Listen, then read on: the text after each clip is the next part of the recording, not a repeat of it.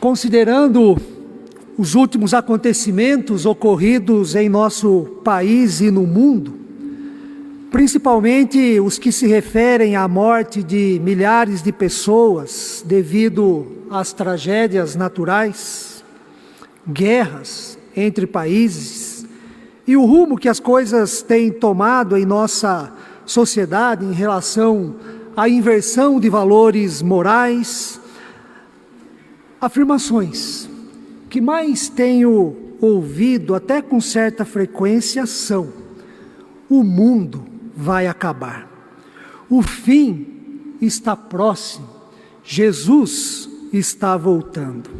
Afirmações como estas geralmente são proferidas como reação a uma notícia que causa perplexidade e diante de acontecimentos que geram desapontamentos, inseguranças e medo.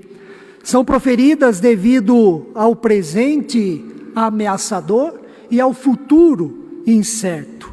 Quando percebemos que os acontecimentos de hoje não nos levarão a um futuro promissor, seguro e próspero. E em diversos momentos da história, em diferentes contextos, até com certa frequência, a humanidade experimentou o mesmo sentimento e passou pelo mesmo drama que enfrentamos hoje, ou seja, a percepção de que as coisas, em vez de melhorarem, só pioram. Jesus passou por uma experiência semelhante à nossa, conforme o texto que nós lemos. Em determinado momento do seu ministério, ele olhou para a cidade de Jerusalém, percebeu a situação caótica em que ela se encontrava e lamentou profundamente ao dizer: Jerusalém, Jerusalém. Jesus ficou extremamente comovido e decepcionado com o que viu. E esta não foi experiência única. Em outra ocasião, ao olhar para Jerusalém, o texto do Evangelho de Lucas, no capítulo 21, versículo 21, diz que Jesus chora. Quando ele avistou, percebeu como era a vida, como estavam os relacionamentos naquela cidade. Jesus, tomado pela comoção, chorou. Lucas 21 diz assim: quando ia chegando, vendo a cidade, chorou e dizia: se conheceras por ti mesmo, ainda hoje, o que é devido à paz, mas isto agora está oculto aos teus olhos. Palavras do nosso Senhor Jesus. O motivo do lamento, do choro de Jesus ao contemplar a cidade de Jerusalém, o versículo 37 nos conta, mostra a triste realidade em que estava a cidade santa. Tu que matas os profetas e apedrejas os que te foram enviados.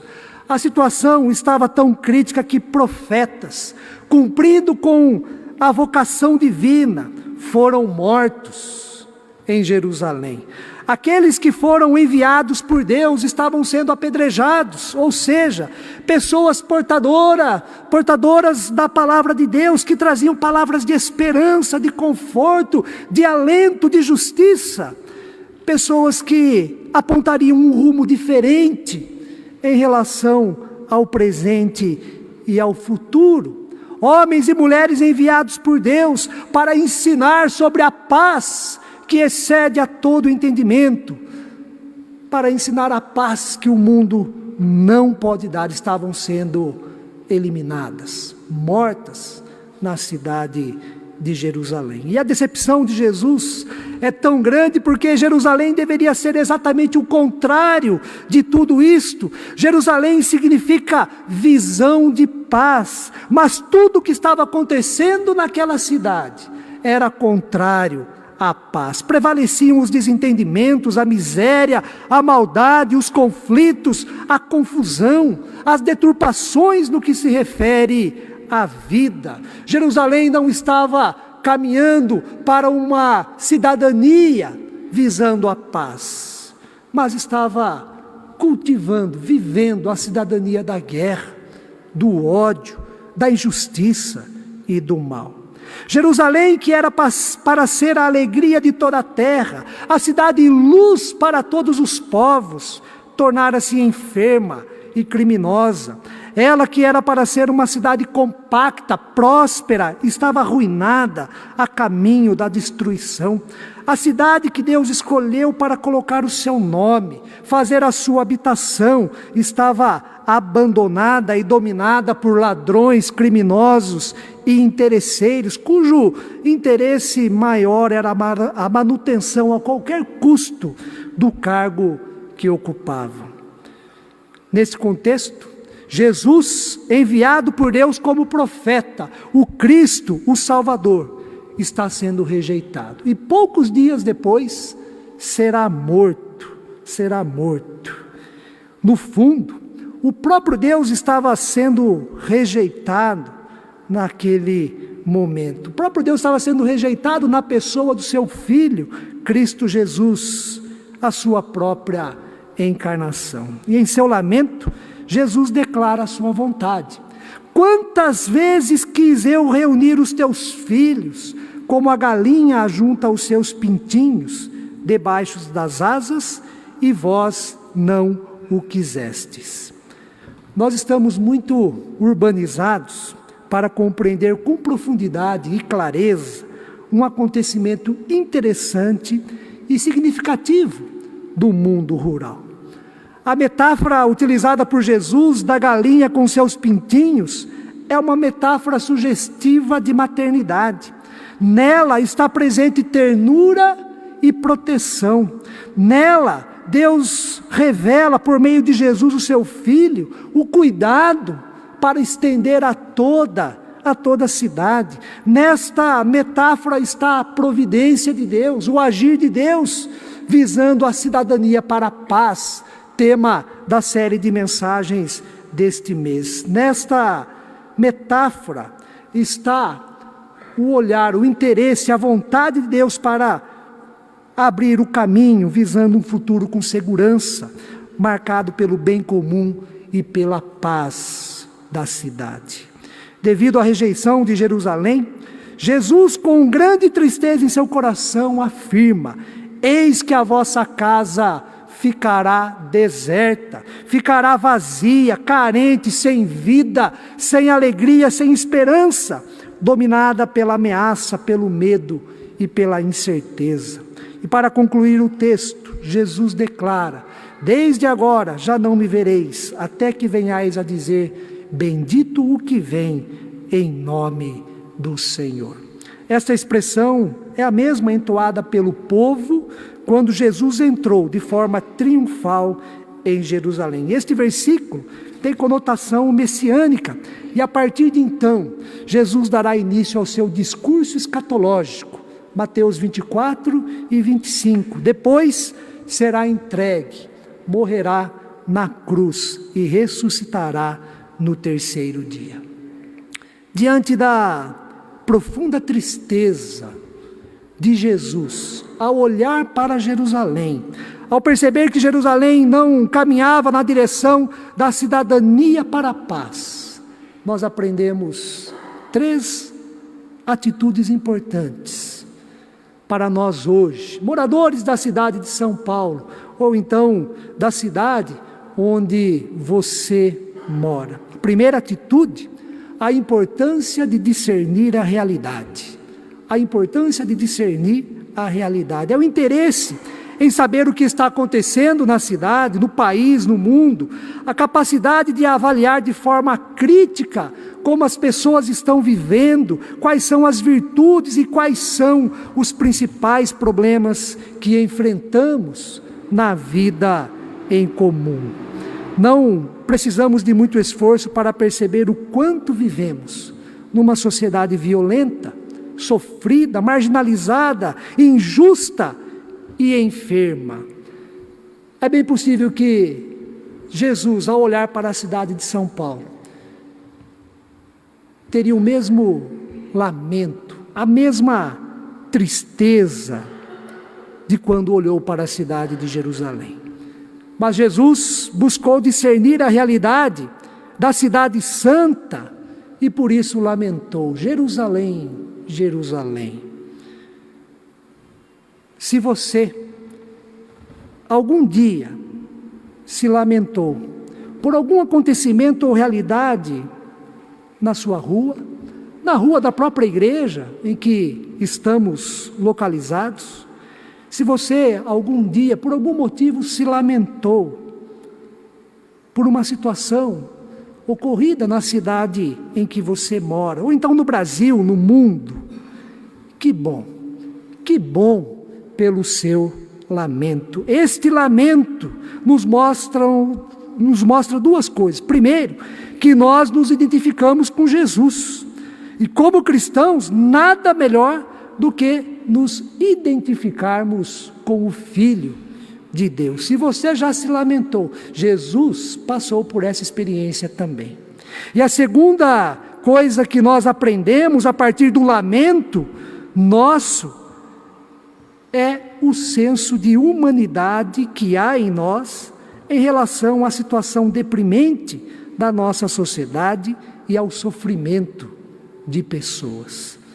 Acabei de ler um livro em que certa mãe, ao colocar roupas limpas e perfumadas em sua filha, a fim dela ir para a escola, ao preparar a lancheira e organizar o material na bolsa da sua filha, viu na televisão crianças com roupas sujas na rua e pedindo o que comer.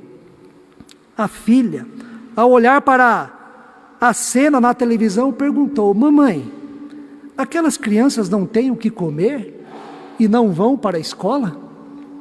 A mãe, a partir das palavras da filha, sentiu no coração a diferença de oportunidades entre crianças. E comovida, com lágrimas nos olhos, virou para sua filha e disse: filha, nós temos tanto. E foi dessa experiência que esta mãe fez a seguinte afirmação: há alguma humanidade em nós, no inconformismo e no protesto à desigualdade. E eu me atrevo a dizer, há algum senso de divindade em nós, diante do lamento, do inconformismo e da vontade de fazer alguma coisa para ajudar o outro, para ajudar o próximo. Além do discernimento da realidade, outra atitude importante que aprendemos com Jesus, quando olhou para Jerusalém e lamentou o estado em que se encontrava, é a importância de interceder pela cidade. Jesus, em seu lamento, mostra a sua intercessão e o seu desejo. Quantas vezes quis eu reunir os teus filhos? E então utiliza a metáfora da galinha com seus pintinhos. Certamente Jesus orou e pediu a Deus muitas vezes pela paz de Jerusalém, pela paz na cidade, paz nos relacionamentos, pediu proteção, cuidado, alegria e justiça para todas as pessoas, principalmente para as que mais sofriam naquele contexto. Não é errado orar e pedir a Deus por motivos particulares. Todos nós temos as nossas lutas, as nossas preocupações, as nossas necessidades, mas devemos interceder também pela causa dos outros, pelas causas coletivas, por motivos que envolvem a cidade, o nosso país, o mundo. Neste sentido, o apóstolo Paulo é quem nos exorta, quando escreveu 1 Timóteo, no capítulo 2, os 2 primeiros versículos. O apóstolo Paulo nos diz assim: antes de tudo, pois, exorto que se use a prática de súplicas, orações, intercessões, ações de graças em favor de todas as pessoas, em favor dos reis e de todos que se acham investidos de autoridade, para que vivamos vida tranquila e mansa, com toda piedade e respeito.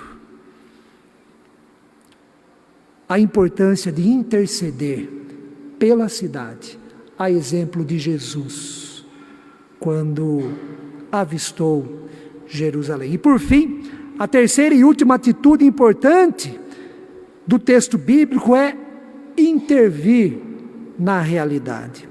Ao agirmos assim, não devemos ser ingênuos ou então ter a ilusão de que resolveremos todos os problemas da nossa cidade, do nosso país ou do mundo, mas podemos ajudar a amenizar a dor de uma pessoa que está sofrendo.